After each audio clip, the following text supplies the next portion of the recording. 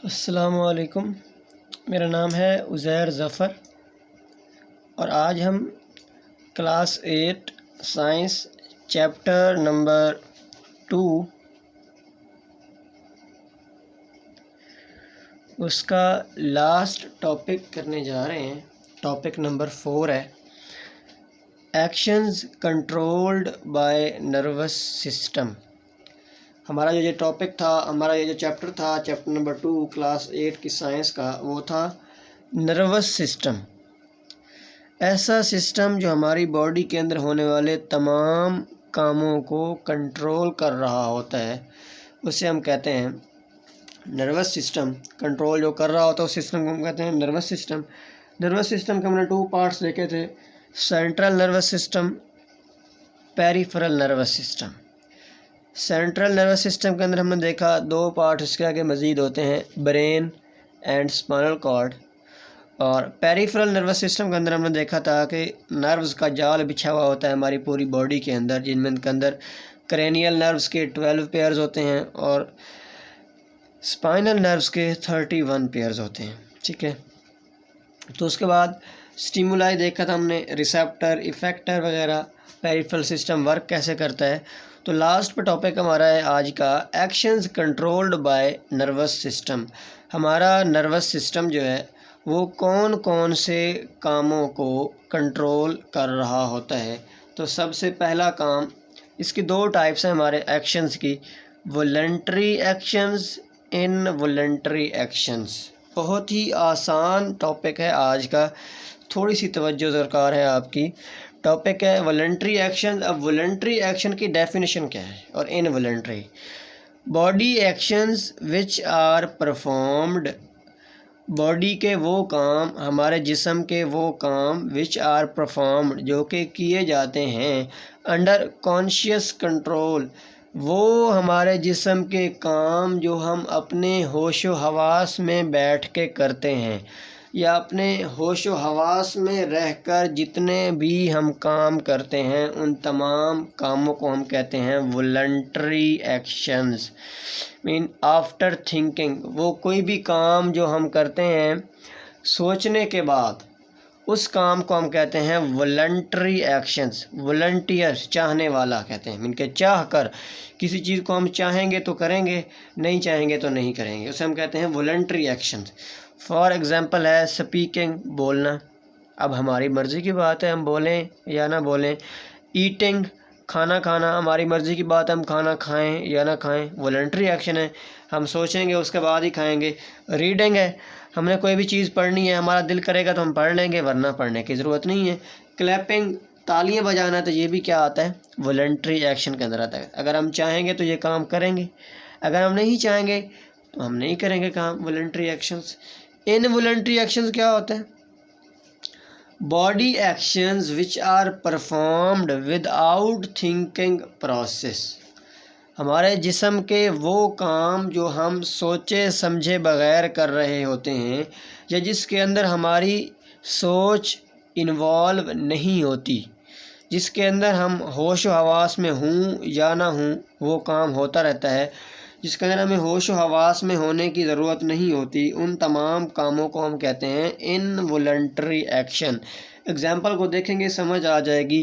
पर सबसे पहली एग्ज़ाम्पल है हार्ट बीट, हमारे दिल की जो धड़कन है, ये इनवॉलंटरी एक्शन है। एक्शन तो है, हमारी बॉडी ये काम तो कर रही है, लेकिन इनवॉलंटरी है। इनवॉलंटरी का मतलब यह है कि हम होश व हवास में हूँ या ना हूँ, हम सोए हुए हूँ, हम जाग रहे हूँ, हम कोई भी काम कर रहे हूँ, जितना भी मसरूफ़ हूँ, हमारा जो हार्ट बीट है, हमारे दिल की जो धड़कन है, पंपिंग ऑफ जो ब्लड है बाय द हार्ट, ये काम हर वक्त हो रहा होता है। ये तो नहीं होता कि आप अगर सोचेंगे, आप चाहेंगे तो हार्ट बीट करेगा वरना हार्ट बीट नहीं करेगा, नहीं, ऐसे नहीं होता, बल्कि ये ख़ुद ब खुद वाक़ई हो रहा होता है। इसे हम कहते हैं इनवॉलंटरी एक्शन। ब्रीथिंग है, सांस लेने का मतलब, ये भी क्या हो रहा है, ख़ुद ब खुद वाक़ई हो रहा है। आप चाहे कुछ देर के लिए आप सांस को रोक सकते हैं, लेकिन ज़्यादा देर के लिए ये आपके बस में नहीं होता कि सांस को रोक सकें, तो ये भी क्या आता है, इनवॉलंटरी एक्शंस के अंदर आ जाता है। ठीक है, ब्लिंकिंग ऑफ आइज़, आँखों का झिपकना, ये जो हम जितनी भी देर कंट्रोल कर लें, लेकिन 1 मिनट में, 2 मिनट में, 3 मिनट के बाद हमें ब्लिंकिंग ऑफ आइज़, हमारी आंखें क्या करती हैं, झपकती हैं। इनकी आंखें एक बार बंद होती हैं फिर खुलती हैं। ये क्यों होता है? ये हमारे इनवॉलंटरी एक्शन के अंदर आता है, जो काम सोच नहीं रहे होते बल्कि क्या होता है, ख़ुद ब खुद ये वाक़ई हो रहा होता है। यह मूवमेंट ऑफ इंटेस्टाइन है।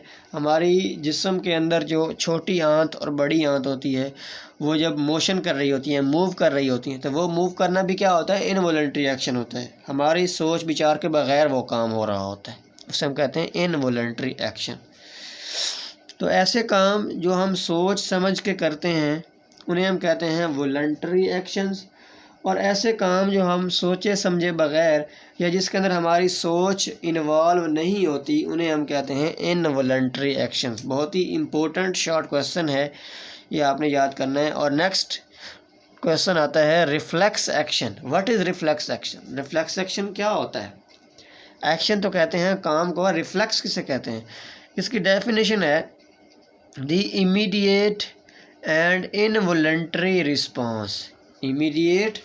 इमीडिएट का मतलब होता है फ़ौरन, एंड इनवॉलंटरी ना चाहते हुए भी, जिसके अंदर हमारी थिंकिंग इन्वॉल्व नहीं होती, हमारे होश व हवास इन्वॉल्व नहीं होते, और हम फ़ौरन से बहुत ही जल्द और बहुत ही तेज़ रिस्पॉन्स जो दे रहे होते हैं टू अ स्टिमुलस, किसी भी स्टिमुलस को, किसी भी हमारी इन्वायरमेंट के अंदर, इंटरनल या एक्सटर्नल, दोनों में से कोई भी हो सकता है स्टिमुलस, उसके रिस्पॉन्स में जो हम फ़ौरन काम करते हैं, एक्शन देते हैं इनवॉलंटरी, गैर चाहते हुए, बग़ैर चाहे भी, उसे हम कहते हैं रिफ्लेक्स एक्शन। बहुत ही आसान मिसाल है इसकी।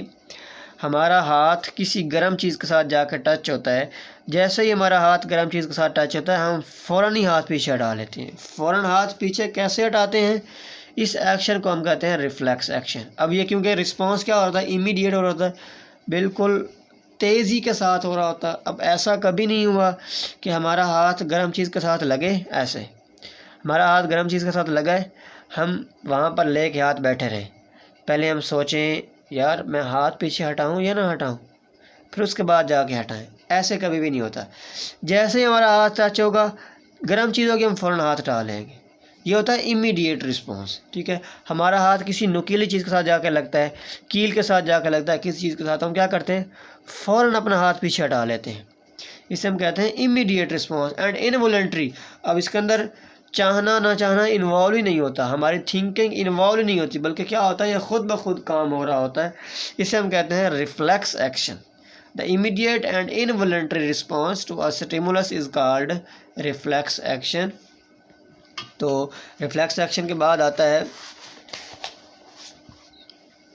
Reflex arc. रिफ्लेक्स आर्क किसे कहते हैं? The path way of nerve impulse which complete a reflex action is called reflex arc. Reflex action जब हो रहा होता है तो उसके अंदर जो पाथ को फॉलो किया जाता है उस पाथ को हम कहते हैं रिफ्लेक्स आर्क। इस पॉइंट को थोड़ा सा मैं अगर मज़ीद आपको क्लैरिफाई करने की कोशिश करूं तो इसमें देखा जाए ना, तो हमारे जो सेंट्रल नर्वस सिस्टम होता है उसके अंदर दो चीज़ें आती हैं, एक होता है ब्रेन, दूसरा होता है स्पाइनल कॉर्ड।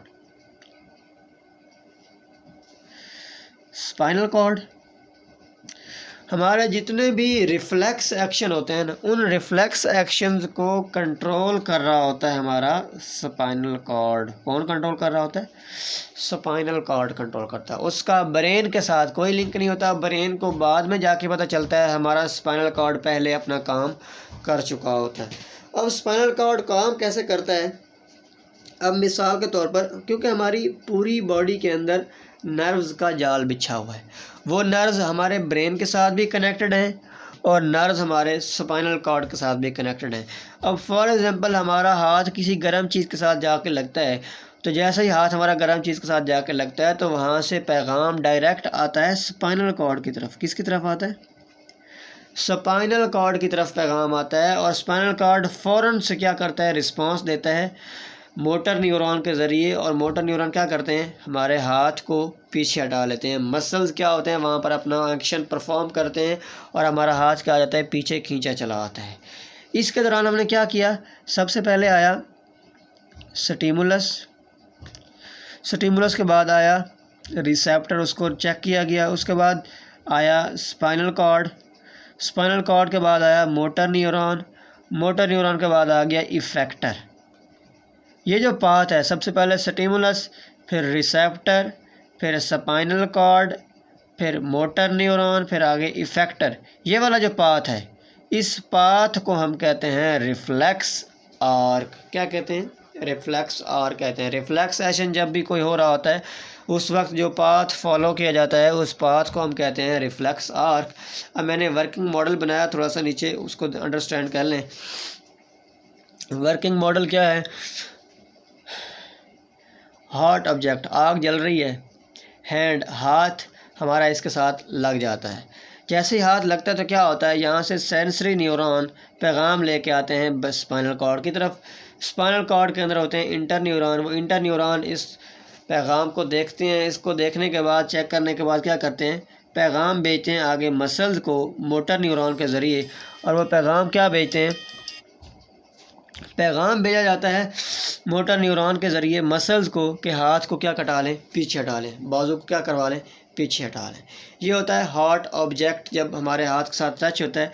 सेंसरी न्यूरॉन पैगाम भेजते हैं स्पाइनल कॉर्ड को, स्पाइनल कॉर्ड से पैगाम आता है मोटर न्यूरॉन की तरफ। मोटर न्यूरॉन क्या करते हैं, आगे अपना काम करते हैं मसल्स या आर्म्स के ज़रिए। मसल्स क्या करते हैं, कॉन्ट्रैक्ट होते हैं और हमारा बाजू क्या आ जाता है, पीछे आ जाता है। ये होता है वर्किंग मॉडल। अब एक और एग्जांपल नीचे थोड़ी सी एक्सप्लेन किया गया है, स्टिमुलस। अब स्टिमुलस क्या था, यहाँ पर हॉट ऑब्जेक्ट, गर्म चीज़ है, वहाँ पर स्टिमुलस थी। रिसेप्टर क्या था, स्किन, स्किन ने उसको ऑब्जर्व किया कि गर्म चीज़ आ गई है। उसका पैगाम जाएगा सेंसरी न्यूरॉन के ज़रिए किसके पास, इंटर न्यूरॉन के पास। जो कि इंटर न्यूरॉन कहाँ पे होती हैं, स्पाइनल कॉर्ड के अंदर होती हैं। इंटर न्यूरॉन आगे पैगाम भेजेंगी मोटर न्यूरॉन को। मोटर न्यूरॉन क्या करेंगी, इफेक्टर को पैगाम भेजेंगी जो कि मसल्स हैं हमारे। हाथ गर्म चीज़ के साथ लगता है, हमारी स्किन पैगाम भेजती है सेंसरी न्यूरॉन के ज़रिए स्पाइनल कॉर्ड की तरफ। स्पाइनल कॉर्ड से पैगाम आता है मोटर न्यूरॉन के ज़रिए इफेक्टर की तरफ। इफेक्टर मसल्स हैं, मसल्स क्या करते हैं, कॉन्ट्रैक्ट होते हैं, हमारा बाजू पीछे आ जाता है। तो ये था हमारा आज का टॉपिक, जिसके अंदर हमने वॉलंटरी एक्शन को देखा, इन वॉलंटरी एक्शन को देखा, उसके बाद रिफ्लेक्स एक्शन और रिफ्लेक्स आर को देखा, और उसके बाद हमने वर्किंग मॉडल को देखा है। तो आई होप सो इस चैप्टर में आपको कोई डिफ़िकल्टी नहीं हुई होगी, बिल्कुल आसान सा चैप्टर था। अगर कोई भी क्वेश्चन हो तो आप कमेंट बॉक्स में पूछ सकते हैं। अल्लाह हाफिज़।